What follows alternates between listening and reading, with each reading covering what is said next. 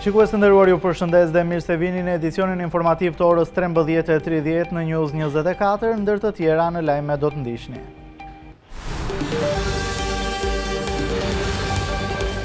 Bordi i Paqes, kryeministri Rama i përgjigjet presidentit amerikan Donald Trump, jam i gatshëm të kontribuoj, çështja do të shkojë për miratim në kuvend. Prokuroria e përgjithshme, vendimi grek për Irena Gjokën është autentik, vendimarrja tani i takon KLG-s. Tirana dje pa energji, shkëputje edhe në QSUT, të sëmurët në reanimacion rrezikuan jetën. Konfliktohen se prekën makinat në rrugë, vdes 57 vjeçari, u godit me çekiç në kokë. Gjykata administrative urdhëron kthimin në detyrë të sekretarit të përgjithshëm të Bashkisë së Tiranës, Alban Dokushi. Spanja në zi për 40 viktimat e aksidentit hekurudhor, hetim në terren për shkaqet.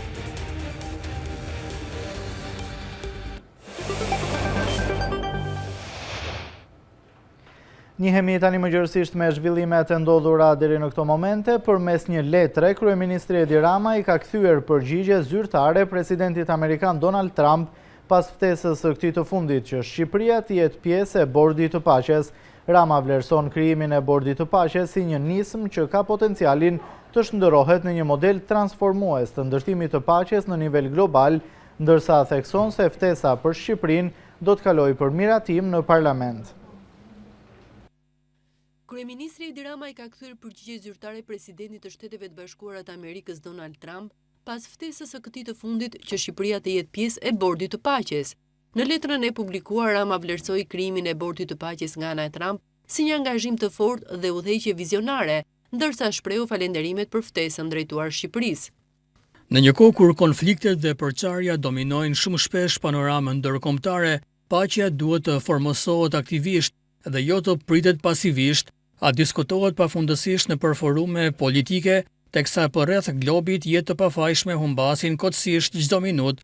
Bordi i Paqes shfaqet si mishërimi i kësaj domosdoshmërie urgjente.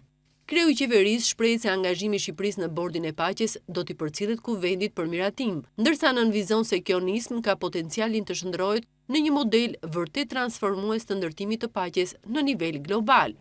Duke qartë se për të qenë një organizatë e re ndërkombëtare, Bordi i Paqes nuk është konceptuar si një forum tjetër deklaratash, procedurash dhe përgjegjësish të shtyra në kohë, por si një instrument i përqendruar dhe qëllim plot i udhëheqjes dhe përgjegjësisë globale. Në letrën dërguar shefit të Shtëpisë së Bardhë, Rama shkruan se Shqipëria ka qenë prej kohësh një aleate pa lëkundër e Shteteve të Bashkuara të Amerikës, e lidhur nga vlera të përbashkëta ndaj lirisë, demokracisë dhe sigurisë ndërkombëtare. Popullit shqiptar do ta kujtojë gjithmonë dhe do ta çmojë vazhdimisht rolin parimor dhe vendimtar të Shteteve të Bashkuara të Amerikës drejt vendosjes së paqes dhe stabilitetit në rajonin tonë në momente kritike të historisë sonë të përbashkët. Në këtë frymë të qëndrueshme partneriteti dëshiroj të ritheksoj se Republika e Shqipërisë qëndron me vendosmëri përkrah Shteteve të Bashkuara të Amerikës në të gjitha përpjekjet për promovimin e paqes, sigurisë dhe angazhimit konstruktiv global. Në mbyllje të letrës së tij, kreu i qeverisë e konsideron privilegj që të jap kontributin e tij në këtë nismë të rëndësishme që synon ta përkthejë vizionin në veprim.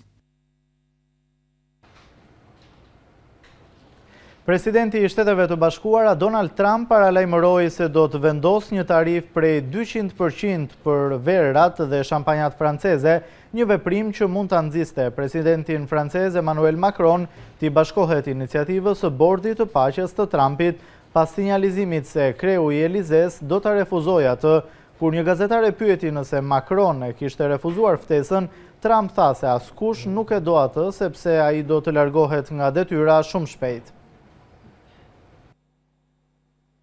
Presidenti i Shteteve të Bashkuara Donald Trump kërcënoi se do të godiste verrat dhe shampanjat franceze me tarif prej 200% në një përpjekje të dukshme për të bindur presidentin francez Emmanuel Macron që t'i bashkohej iniciativës së tij të Bordit të Paqes që synon në zgjidhjen e konflikteve globale. Iniciativa e Trump, e cila do të fillonte duke u drejtuar Gazës dhe më pas do të zgjerohej për të trajtuar konflikte të tjera, ngre pyetje në lidhje me rolin e Kombeve të Bashkuara dhe një burim pranë Macron, tha se presidenti francez kishte ndërmend të refuzonte ftesën për të bashkuar me këtë bord, sipas agjencisë së lajmeve Reuters. Kur u pyet për qëndrimin e Macron, Trump deklaroi se askush nuk e do atë, sepse ai do të largohet nga detyra shumë shpejt. I'll put a 200% tariff on his wines and champagnes. Do të vendosë tarif prej 200% për verrat dhe shampanjat e tij, dhe ai do të bashkohet, por nuk është i detyruar të bashkohet, tha Trump.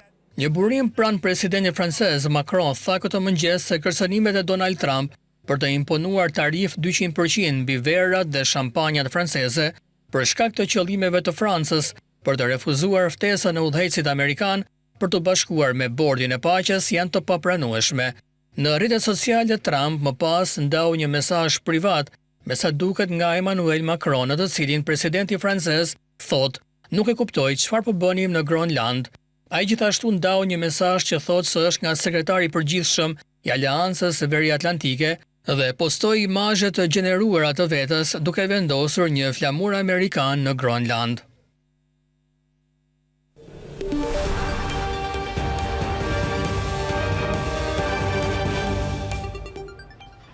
Një situatë dramatike u krijua mbrëm në qendrën spitalore universitare Nën Tereza në Tiranë, ku pas ndërprerjes së energjisë elektrike, pacientëve në repartin e reanimacionit u është rrezikuar jeta. Në rrjetet sociale qarkullojnë pamje që tregojnë momentin e kaosit, ndërsa shihen edhe pacientët të cilët transferohen me barela nga familjarë të alarmuar. Sot doli në një konferencë për shtyp shefi i reanimacionit Krenar Lilaj, konferencë të cilën e ndoqi gazetari ynë Osman Stafa. Osmani ishte edhe mbrëm pranë urgjencës së QSUT-s dhe do të na informojë më tepër lidhur me atë që ka ndodhur. Osman, të përshëndes, çfarë ka ndodhur mbrëm për ta rikujtuar edhe një herë për ata që na ndjekin në qendrën spitalore universitare Nën Tereza në Tiranë me pacientët pasi i këndritat. Atëherë Ronaldo, përshëndetje, fillimisht rreth orës 8:20 minuta është shkëputur energjia elektrike në spitalin e QSUT-s. Flas për bllokun më të rëndësishëm ku janë vendosur 10 shërbime, që është ai i godinës qendrore në QSUT dhe ku shkëputja e energjisë elektrike sipas burimeve të mia ka zgjatur rreth 30-40 minuta. Do duhet të theksuar se energjia ka ikur në shërbime si reanimacioni qendror i QSUT-s, sallat operative apo edhe vendet ku qëndrojnë personat të cilët dalin nga operacionet, pra që janë post-operator, duke krijuar një situatë vërtet vështirë për personelin mjekësor, duke tentuar ata të zgjidhin situatën me kushtet që ata kishin. Për këtë arsye është bërë transferimi i pacientëve në për vendet e tjera, pra sallat të tjera të QSUT-s, spitalit qendror, ku pra kishte energji elektrike. Ajo çfarë të paktën kemi mësuar se ka ndodhur me shkëputjen e energjisë elektrike, do duhet kishte funksionuar sistemi automatik i linjës së dytë, e cila është në QSUT, por unë kam mësuar se janë 3 linja energjie të cilat janë në QSUT, por që asnjëra nuk ka funksionuar, e po ashtu nuk ka funksionuar edhe gjeneratori. Nuk dim të paktën deri tani nëse ka pasur një lloj testimi të herpashershëm të sistemit, pra për të kuptuar që nëse ikën energjia elektrike, a ka probleme me pra sistemin me linjën e dytë furnizimit apo linjën e tretë të furnizimit me energji elektrike të QSUT-s, apo edhe me funksionalitetin e gjeneratorit, i cili do duhet funksiononte në mënyrë të automatizuar me njerëz apo shkëputet energjia elektrike. Në konferencën me gazetarët, pra që zhvilloi shefi i reanimacionit, anestezistë reanimacionit Krenar Lilaj, deklaroi se asnjë prej pacientëve të shtruar, të intubuar, nuk ju kërcënua jeta dhe nuk ka pësuar asnjë lloj problematike të caktuar. U publikuan në disa media se një i burgosur kishte ndruar jetë në mëngjesin e kësaj të martë dhe a kishte apo jo lidhje, pyeta unë profesorin Lilaj, pra shkëputja e energjisë elektrike me vdekjen e këtij pacienti, por ai deklaroi se nuk kishte lidhje, duke qenë se pacienti kishte disa sëmundje që e vështirësuan situatën e tij, e cila fatkeqësisht përfundoi në ndërrim jete. Të paktën deklaroi se është normale situata ku shkëputet energjia elektrike në një spital siç është QSUT-ja, spitali më i madh universitar në Shqipëri, aq më tepër në reanimacionin qendror, ku një sekond luan jetën e jo më 30-40 minuta. Po si argumentoi zoti Lilaj, shefi i reanimacionit, këtë situatë, Osman, gjatë kohës së tij po flet ne jemi duke ndjekur edhe pamjet se si familjarët i transportojnë pacientët e reanimacionit me krevate në korridoret e spitalit edhe me barela. Çfarë tha shefi i reanimacionit për këtë situatë? Normalisht ai vlerësoi se s'është normale një situatë e tillë të shkëputet energjia elektrike pra në një spital të tillë, sa kohë luhet me jetën e njeriut. Ndërkohë sa i takon çështjeve tjera, pastaj nuk janë çështje që ai mund t'i vlerësonte për shkëputjen e energjisë elektrike, madje QSUT-ja apo edhe Ministria e Shëndetësisë nuk kanë pra nxjerr përpara medjave një person kompetent për të shpjeguar çfarë ndodhi. Pra çfarë ka ndodhur konkretisht me sistemet e furnizimit me energji elektrike të QSUT-s, po ashtu reanimacionit qendror të sallave kirurgjikale e po ashtu edhe urgjencës, sepse ka video që tregojnë që edhe në urgjencë energjia elektrike për disa minuta ka munguar. Çfarë ka ndodhur, askush nuk e di ta thot me përgjegjësi apo ta shpjegoj moment pas momenti, çfarë nuk ka funksionuar, por ja kanë lënë dorë një mjeku për të treguar se si e menaxhuan ata situatën.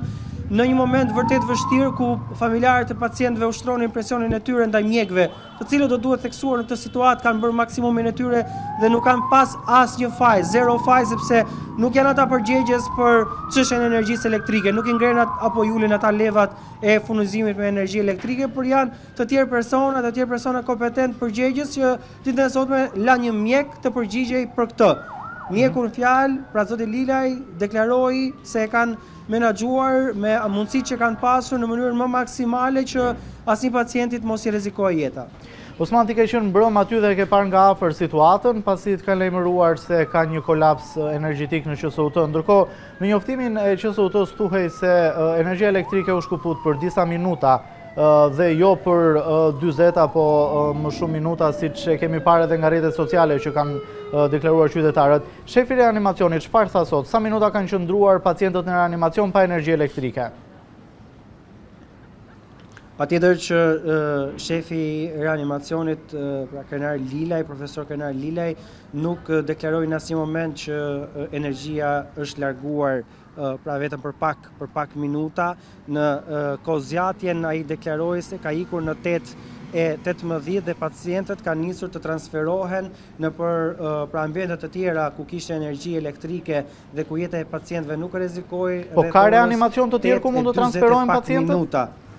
Dhe ajo deklarata e QSUT-s ka qenë mirëfilli një deklaratë dezinformuese, duke qenë se aty deklarohej se me shkëputjen e energjisë elektrike menjëherë ka nisur pra ardhja e energjisë nëpërmjet gjeneratorit apo edhe sistemeve të tjera që ka. Kjo nuk është as pak e vërtet, madje është një gënjeshtër dhe që nuk pritet të bëhet nga QSUT-ja apo Ministria e Shëndetësisë, e cila gjithashtu është shpërndarë këtë njoftim, duke qenë se nuk tregon as pak të vërtetë të sinqertë me situatat e krijuara. Jo, nuk ka ndodhur ajo çfarë thotë QSUT-ja, është një mashtrim i madh, është një dezinformim i madh dhe që unë nuk e di kush do duhet të mbajë përgjegjësi për këtë njoftim, sepse thuhet se fal aktivizimit më njëhershëm të sistemeve rezerv, UPS dhe gjenerator, aparaturat mjekësore jetike kanë vijuar të funksionojnë normalisht duke garantuar vimësinë e trajtimit dhe duke mos u cënuar në asnjë moment jeta e pacientëve. Pra nuk e kemi pasur një rikthim të menjëhershëm të energjisë elektrike, por kemi pasur që vetë aparaturat për një kohë të caktuar, minutazh të caktuar, duke nisur nga 20 minuta ato më të konsumuara deri në rreth 6 orë, 5 orë, 6 orë ato tjera, të cilat janë pajisje të reja, mund të qëndrojnë pra pa energji elektrike. Por nuk dinin mjekët apo personeli mjekësor se sa do të zgjaste kjo avari, sa kohë do të zgjaste dhe për të mos rrezikuar jetën e pacientëve, i kanë transportuar ata në pavione të tjera ku kishte energji elektrike. E qartë. Mirë, Osman, falenderoj për detajet që na përsolla.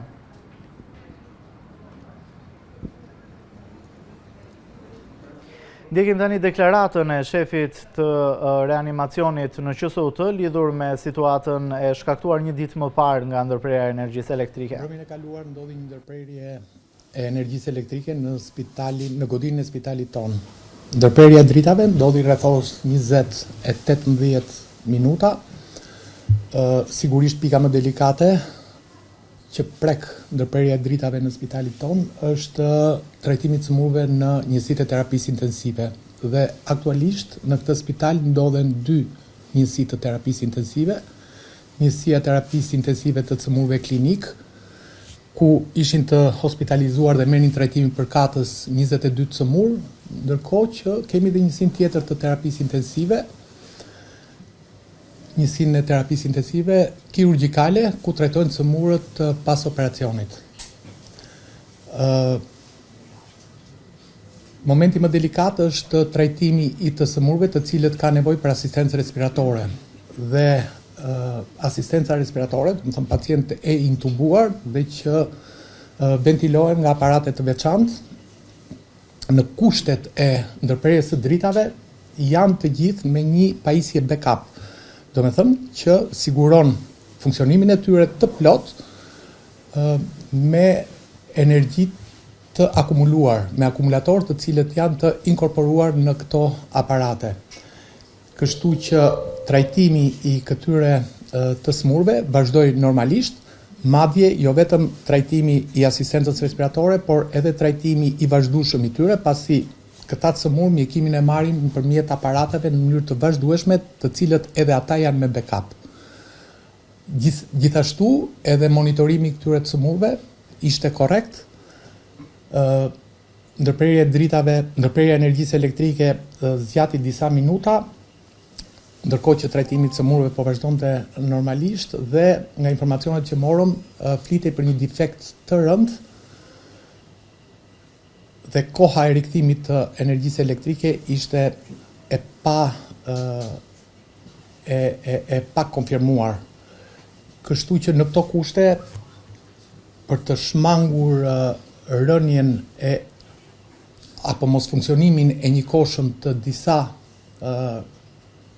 aparateve respirator, vendosëm kalimin e të smurëve në godinën tjetër të spitalit apo në njësinë e terapisë intensive të spitalit ngjitur, ku zhvendosja e cëmurëve u krye vetëm 20 metra më larg,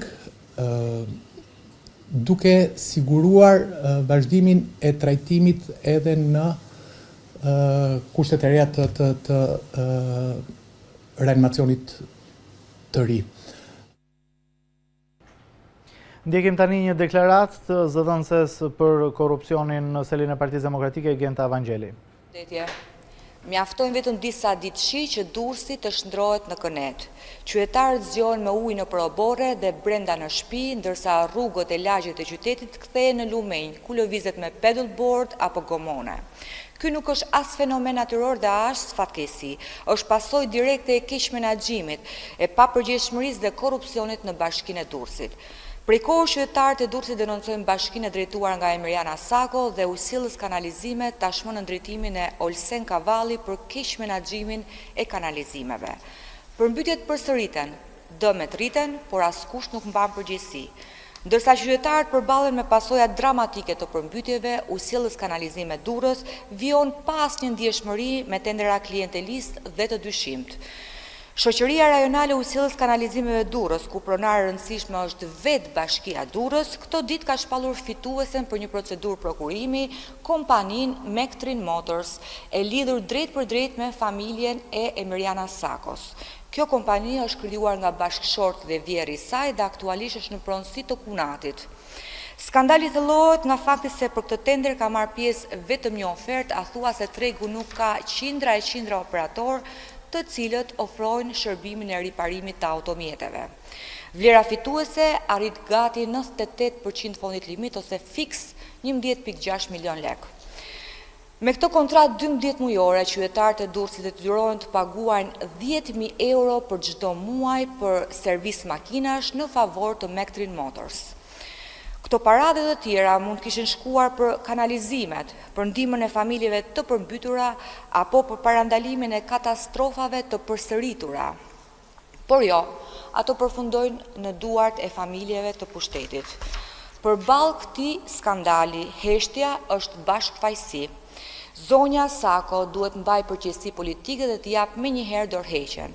Gjithashtu organet e drejtësisë duhet veprojnë pa vonesë për të hetuar dhe për ndërshkuar çdo shkelje të ligjit. Durrësi nuk mbytet nga shiu, mbytet nga korrupsioni. Faleminderit.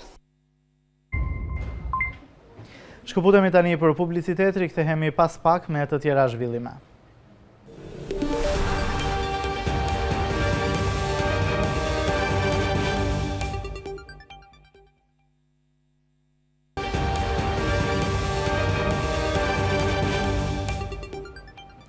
Jemi rikthyer sërish në studio, vjojmë mëtej me të tjera zhvillime. Byroja e Kuvendit u mblodh sot me kërkesë të opozitës, e cila ankimon përjashtimet e deputetëve të saj, duke u karakterizuar nga debatet ashpra. Opozita akuzon mazhorancën për kapje të parlamentit, krim dhe korrupsion, ndërsa paralajmëron përballje të re më 24 janar. Pas përjashtimeve të deputetëve të opozitës, Byroja e Kuvendit u mblodh me kërkesë të tyre, duke u karakterizuar nga debatet ashpra. Deputetët akuzuan mazhorancën për bllokimin e transparencës dhe shmangje të mediave, duke quajtur Kuvendin të bunkerizuar dhe të kapur nga krimi dhe korrupsioni. Belind Këlliçi tha se parlamentin e kanë kthyer në mjet për të mbrojtur krimin dhe përjashtimet shkelin demokracinë, ndërsa Grongjek Markaj e cilsoi veprimin e mazhorancës si shmangje të përgjegjësisë dhe sulm ndaj shtetit të së drejtës. Flamur Noka paralajmëroi se përballja do të vazhdojë dhe data 24 janar do të shënojë një moment të rëndësishëm kundër këtyre veprimeve. Elda Hoti dhe Albana Vokshi theksuan se përjashtimet janë pasojë e denoncimeve të tyre për korrupsion dhe krim të organizuar, duke përmendur rastin e Belinda Ballukut, e cila sipas opozitës është mbrojtur nga mazhoranca. Ata akuzuan gjithashtu se vendi po kthehet në një narkoshtet, ku drogosi është dhënë rol qendror në funksion të pushtetit. Mazhoranca rrëzoi kërkesën e PD-s që mbledhja e byros të ishte e hapur, duke theksuar se vendimet për procedurat parlamentare janë të detyrueshme. Opozita paralajmëroi se nuk do të ndalet me denoncimet dhe protestat, duke paralajmëruar një përballje të re më 24 janar.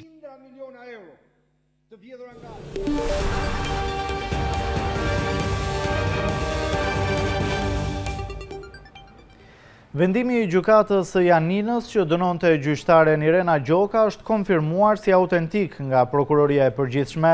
Pas përfundimit të verifikimeve, materialet janë përcjell Këshillit të Lartë Gjyqësor, i cili do të vendos përvijimin ose jo të mandatit të saj. Vendimi i gjykatës greke për gjyqtaren Irena Gjoka është autentik. Sipas dokumentit të gjykatës së Janinës së vitit 2005, rezulton se ajo është dënuar me 3 muaj burgim, 1.500 euro gjob dhe pagimin e shpenzimeve gjyqësore prej 73 eurosh për përdorim vize të falsifikuar. Ky është përfundimi në cilin ka arritur sektori i dekriminalizimit në prokurorinë e përgjithshme, pas gati 2 vitesh që kreu verifikimet e thelluara lidhur me formularin e dekriminalizimit për gjyqtaren e posaçme. Prokuroria e përgjithshme njoftoi zyrtarisht se pas kryerjes së të gjitha verifikimeve të mundshme brenda dhe jashtë vendit, më datë 19 janar 2026, ja përcolli materialet Këshillit të Lartë Gjyqësor, institucion që sipas ligjit duhet të vendosë nëse mos deklarimi i rekordit penal në formularin e dekriminalizimit nga ana e zonjës Gjoka, për bërë shkak që asaj t'i ndalohet e drejta për të ushtruar detyrën si gjykatëse. Lidhur me këtë çështje po heton edhe prokuroria e posaçme. Çështja është në fazën e hetimeve paraprake, nuk mund të bëjë me dije veprimet hetimore apo rezultatet e tyre, thuhet në reagimin e SPAK. Fakti që Irena Gjoka ishte dënuar nga drejtësia greke u bë publik fillimisht nga Fredi Beleri, teksa ai gjykohej në gjykatën e posaçme për blerje votash në kohën kur kandidonte për Bashkinë e Himarës. Më vonë ish kryeministri i vendit Sali Berisha, aktualisht në gjykim për korrupsion kryer në bashkëpunim për dosjen Partizani, bëri publik një vendim të gjykatës së Janinës dhe denoncoi se Irena Gjoka s'mund të ushtronte më detyrën e gjykatëses. Gjykata administrative shpalli absolutisht të pavlefshëm urdhrin e lirimit nga detyrat Alban Dokushit dhe vendosi ta rikthejë atë në detyrën e sekretarit të përgjithshëm të Bashkisë Tiranë. Sipas gjykatës, shkarkimi është kryer në kundërshtim flagrant me ligjin, duke përbërë një shkelje të rëndë të standardeve ligjore dhe procedurale. Vendimi gjyqësor ka efekt të menjëhershëm dhe është i detyrueshëm për zbatim. Alban Dokushi u shkarkua nga detyra me urdhër të kryetares së komanduar të Bashkisë së Tiranës, Anuela Ristani, pas arrestimit e Erion Veliajt.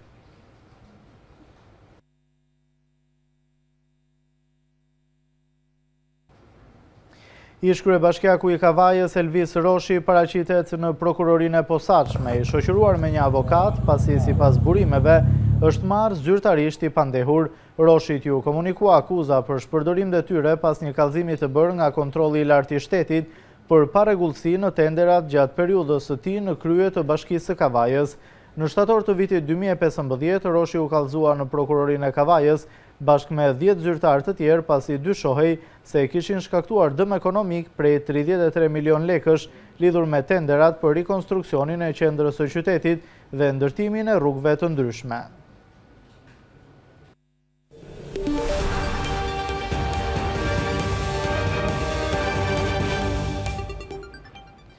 Monedha kombëtare shqiptare ka mbushur një shekull që prej hedhjes në qarkullim në vitin 1926. Për këtë Banka e Shqipërisë në 100 vjetorin e parasë shqiptare çeli ekspozitën në të cilën janë dokumentuar një seri monedhash dhe kartë monedhash që kanë qarkulluar në vendin tonë. 2026 shënon një shekull të krijimit të monedhës dhe kartmonedhës së parë shqiptare, puna për të cilën nisi qysh në vitin 1926. Historia dhe rrugëtimi i monedhës shqiptare në një shekull u pasqyrua në një ekspozitë në ambientet e Bankës së Shqipërisë, përmes dokumenteve arkivore, objekteve, imazheve dhe rrëfimeve. Ekspozita ofron një pasqyrë të plotë të zhvillimeve monetare dhe ekonomike të vendit. Ekspozita nuk i trajton këto fenomene si kapitull të mbyllur. Përkundrazi, ajo synon të tregojë se historia monetare është një mësuese e kujdesshme dhe na kujton se stabiliteti nuk është i përhershëm, se krizat mund të rikthehen, se inflacioni, paqëndrueshmëria financiare apo pasiguria në pritshmëri kanë kosto reale mbi familjet, mbi bizneset dhe mbi të ardhmen e vendit. Ceremonia u përshëndet nga ambasadori italisë në Tiranë, i cili vlerësoi rolin e Bankës së Shqipërisë. Banka e Shqipërisë është një institucion në rritje në një vend në rritje. Projektet e menaxhuara nga banka po rriten ashtu si edhe aftësia e saj për të mbështetur ekonominë kombëtare, gjithashtu po rritet edhe integrimi i saj me hyrjen e fundit në sistemin SEPA, një tjetër objektiv thelbësor i arritur fal angazhimit të Bankës Qendrore. Në 100 vite janë hedhur në qarkullim një sëri kartmonedhash e monedhash që vinin gjithnjë si pasqyrim i zhvillimeve të kohës.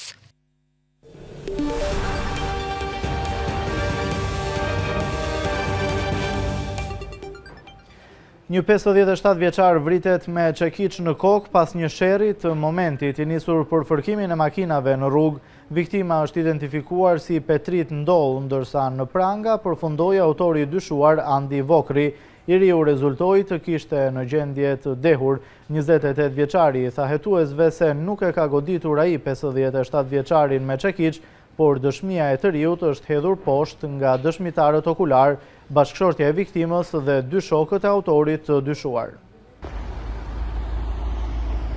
Një sherr i momentit se kush do të kalonte i pari me makinë dhe më pas fërkimi 2 mjeteve, u bë shkak për vrasjen me sende të forta të një 57 vjeçari. Petrit Ndoll u godit me çekiç në kokë në sy të bashkëshortes nga 28 vjeçari Andi Vokri. Sipas burimeve, Vokri rezultoi në gjendje të dehur. Ngjarja ndodhi në mesnat në fshatin Bushnesh, pranë rrugës Fushkruj Mamurras. Drejtuesit e 2 mjeteve ishin duke kaluar paralel në një rrugicë të zonës, ku sipas dëshmitarëve okular, fillimisht ata kanë debatuar se kush do të kalonte i pari, për të mos u përplasur pasi rruga ishte e ngushtë. Të 2 mjetet kanë kaluar njëkohësisht dhe janë fërkuar me njëra tjetrën. Pak metra më tutje, i riu ka dalë nga makina dhe ka marrë një çekiç, duke qelluar Ndoll në kokë. Përpasoi ai ndoroi jetë. Andi Vokri u arrestua nga policia dhe gjatë marrjes në pyetje ka pohuar se nuk ka dashur ta vrasë 57 vjeçarin dhe se nuk është ai autor që e ka qelluar me çekiç. Dëshmia e tij është hedhur poshtë nga 2 shokët që shoqëronin Vokrin në makinë. Ata kanë treguar rrethanat e ngjarjes dhe kanë pohuar se kanë tentuar ta ndalojnë Andi Vokrin që të shkojë tek mjeti 57 vjeçarit. Edhe bashkëshortja e viktimës ka rrëfyer të gjithë dinamikën dhe se bashkëshorti i saj u godit me çekiç nga i riu. Në vendngjarje burimet sqaruan se kanë gjetur dhe sekuestruar çekiçin, ndërsa policia dhe prokuroria po vijojnë hetimet për të zbardhur plotësisht dinamikën e ngjarjes, si dhe rolin e personave të tjerë të pranishëm. Një ditë pasi policia arrestoi 2 vëllezërit Binjak Klodian dhe Klement Krusa, të dyshuar si autor të vrasjes së Artur Leshit në vitin 2018, Vllai i viktimës deklaron se të implikuar në ngjarje janë edhe gratë e viktimës dhe vllai të tij. Vllai i viktimës në një intervistë ekskluzive për gazetarin Enver Doçi thot se gratë kishin lidhje jashtëmartesore me 2 vëllezërit Krusa dhe se ato e din të vërtetën për vrasjen e Artur Lleshit.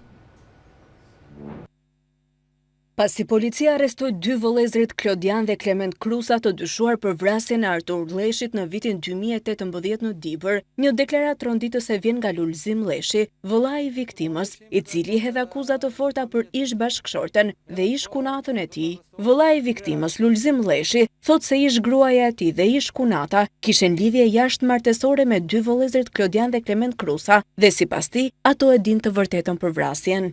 Unë dëshimet e kam në familje time. Herët parë do të arreston gratë. Herët parë si të zberët faqë vllajin. 2018 ka ardhur vllai nga emigrant Maqedonia, ka ardhur në shtëpi, ka pi kafe me 2 koshinj, ka shtëpia e vllajt. Vinë mëngjes ton, nesër me 11 prill, mëngjes shtëpia me 2 hyrja, njëri ke tonë gjenerator, haq kem ke vllaj, unë bëzonjë Artur, del konata ka dytë, thot ka hik burri ka hik Maqedoni, në Kostivar. Tu ma hum gjumë e vllajt tim mu, tu më ka hum shestën konata mu. Mas 9 muesh ma gjet në tonel Gjuras, në 28 dhjetor, 2019. Artur Lleshi u gjeti vrarë me armëzjarre në një tunel në Gurës të Dibrës, ndërsa i vëllai thot se ish gruaja e tij iku në Gjirokastër me Klodian Krusën më 1 prill të 2019-s, ndërsa ish kunata jetonte me qira në Bulqiz me Klement Krusën. Ish bashortja ime, ish kunata si ka humshesen. To janë bash punim. Si unë s'ko pas kontakt me këto këshit më qishtë, unë vllajim, u bra vllajim, s'ko pas kontakt me këtë familje më. Dëshimet, herët parë, ke gret, mrapa arrestohen e to qertë. To e din ngjarjen si shka ndodhat natë në shtëpi vllajt tim. Ngjarjen to e zbërthen. Ja kom lënë drejtësi shtetit. Po të ishte kunata e drejt pas drejtit, do të vite me kunatin ta gjashim vllajin tim e në burrin e vet ta gjashim. 2 vëllezërit Klodian dhe Klement Krusa u arrestuan nga policia në Gjirokastër pasi kishin siguruar prova se ishin të përfshirë në vrasje dhe se strehoshin në këtë qytet. Gjatë kontrollit të banesave të 2 vëllezërve, u gjetën dhe u sekuestruan 2 Kalashnikov dhe 1 pushk, ndërsa armët do të dërgohen në Institutin e Policisë Shkencore për ekzaminime të mëtejshme për të verifikuar nëse janë përdorur për vrasjen e vitit 2018 apo në ngjarje të tjera kriminale.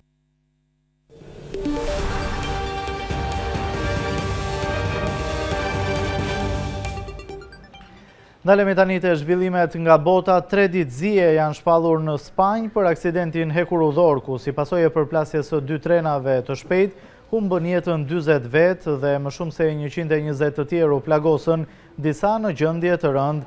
Makineri të rënda u dislokua në vend ngjarje të hënën për të larguar vagonët e dëmtuar të trenave dhe për t'u mundësuar qasje ekipeve të shpëtimit. Në Spanjë u shpallën 3 ditë zije kombëtare, nga kjo e marrë në nderim të 40 personave që humbën jetën, pasi 2 trena të shpejtësisë së lartë u përplasën gjatë fundjavës. Aksidenti i rënd ndodhi kur një tren që po operoi nga kompania Irio, që udhëtonte nga Malaga për në Madrid, doli nga shinat afër Adamuzit në rajonin jugor të Andaluzisë. Treni doli në anën tjetër të shinave dhe u përplas me një tren që po vinte nga drejtimi kundërt. Kjo është një ditë dhimbje për të gjithë Spanjën, për të gjithë kombin, deklaroi kryeministri Pedro Sánchez gjatë një adresimi për gazetarët ku qëndroi në Adamuz. 40 persona janë konfirmuar se kanë vdekur si pasojë e përplasjes, tha kreu i qeverisë rajonale në Andaluzi, Juan Manuel Moreno. Makineri të rënda u dislokua në vend ngjarje të hënën për të larguar vagonet e dëmtuar të trenave dhe për t'u mundësuar qasje ekipeve të shpëtimit. Më shumë se 120 vetë janë plagosur si pasojë e aksidentit dhe 41 janë ende në spitalet në qytetin Cordoba. Familjarët dhe miqtë e pasagjerëve të zhdukur kanë përdorur rrjetet sociale për të publikuar fotografitë të afërmve të tyre në përpjekje për t'i gjetur. Përplasja trenave ndodhi në një segment të drejtë të hekurudhës, kur të 2 trenat po udhëtonin brenda limitit të shpejtësisë, thanë zyrtarët spanjoll. Ministri i Transportit Oscar Puente tha se treni i parë që devijoi rrugën ishte praktikisht i ri dhe segmenti hekurudhor ku ndodhi fatkeqësia ishte renovuar së voni duke e bërë aksidentin shumë të çuditshëm. Spanja ka rrjetin më të madh në Europë për trenat e shpejt, me mbi 3000 kilometra hekurudh që lidhin qytetet e mëdha përfshirë Madridin, Barcelonën, Seviljan, Valencian dhe Malagan. Presidentja e Komisionit Evropian Ursula von der Leyen deklaroi se krahu ekzekutiv i bllokut po punon për një paketë për të mbështetur sigurinë arktik dhe paralajmëroi se tarifat e propozuara nga presidenti i Shteteve të Bashkuara Donald Trump mbi Groenlandën janë të gabuara. Duke folur në Forumin Ekonomik Botëror në Davos të Zvicrës, von der Leyen argumentoi rëndësinë që ka pavarësia evropiane. Presidentja e Komisionit Evropian Ursula von der Leyen deklaroi se krahu ekzekutiv i bllokut po punon për një paketë për të mbështetur sigurinë arktik dhe e paralajmëroi se tarifat e propozuara nga presidenti amerikan Donald Trump mbi Groenlandën janë të gabuara. Duke folur në Forumin Ekonomik Botëror në Davos të Zvicrës, von der Leyen argumentoi rëndësinë e pavarësisë europiane, duke theksuar se ndryshimet e fuqishme që po tronditin rendin global duhet të trajtohen si një katalizator për të mirën dhe jo si një kataklizëm. Tronditjet gjeopolitike mund dhe duhet të shërbejnë si një mundësi për Europën dhe sipas mendimit tim, ndryshimi sismik që po kalojmë sot është një mundësi. Në fakt, një domosdoshmëri për të ndërtuar një formë të re të pavarësisë europiane, tha ajo. Ne i konsiderojmë njerëzit e Shteteve të Bashkuara jo vetëm aleatët tanë, por edhe miqtë tanë, tha von der Leyen.